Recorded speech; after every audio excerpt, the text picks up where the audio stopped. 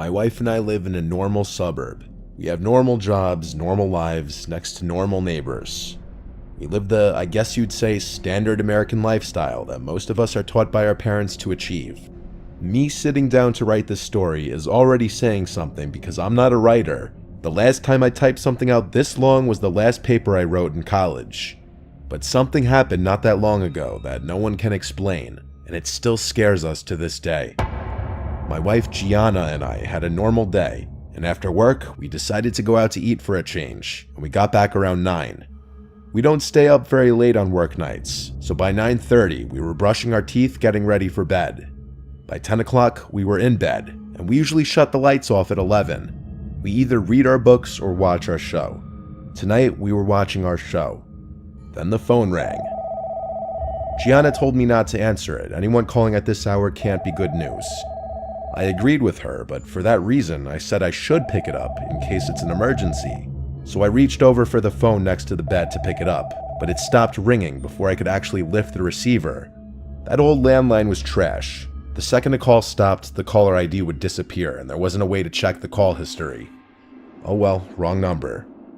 But a few minutes later, the phone rang again, so I grabbed the phone and looked at the screen. It said unknown number. Gianna and I both thought that was unusual, especially past 10 o'clock.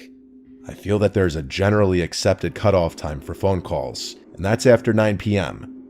I didn't pick up the phone, but right after it stopped ringing, the phone rang again.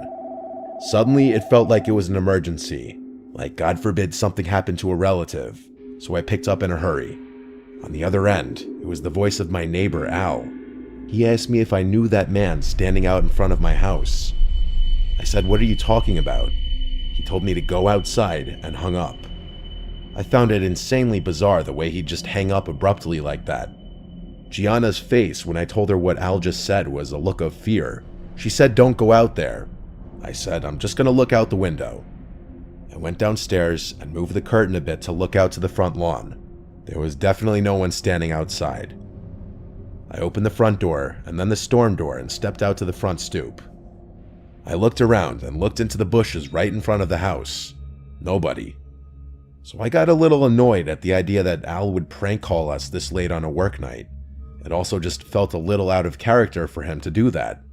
I went back to bed and told Gianna that no one was out there and Al was probably messing with us. She was just as confused by that as I was. It just felt bizarre. She told me to call him, and so I did, but it rang and went straight to voicemail. So I left a voicemail saying, "Hey Al, what was that call about? Give me a call back." Then the phone rang. It said unknown caller again.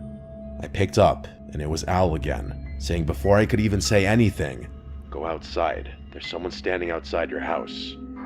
He said it in a calm, slow voice. Then he hung up. I got up and said out loud, "Alright, what the hell is going on?" I told Gianna to wait here. I went downstairs and back to the window. I looked through the curtain, and this time I saw someone standing right at the end of our walkway where it met the sidewalk. He had a hood over his head, effectively covering his face to just blackness. I was honestly shaken. I opened my door and said outside, "Can I help you?" The man just stood in place. I threatened him with calling the police. Then the house phone rang again. I closed the front door and went to the kitchen phone, and this time noticed the caller ID showed my neighbor Al's number. I picked up, and Al said in a much more normal voice, "Hey, I just got your voicemail. What was that about? I didn't call you." I was so confused. I swore to him he just called me twice, telling me about a man outside my house. He sounded even more confused than me.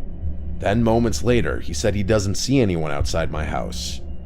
I went back out to look out the window, and that man who was standing outside my house was gone. I demanded Al tell me right now if this was a joke, and if I found out it was and he wouldn't tell me, we'd have a problem. Al claimed he was telling the truth, and he's not some immature prankster kind of guy. He's a very low-key, respectful person. I had to put him on speaker so Gianna could vouch for me that I wasn't going crazy, and that we did in fact get 2 calls from someone who sounded just like him.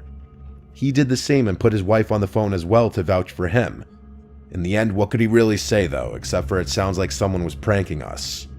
Eventually, we got off the phone, but I was no less horrified than I was before. I had to go back downstairs one more time to hang up the downstairs phone, and so I looked outside one more time. The man was still no longer there. None of us could ever figure out this unexplainable situation.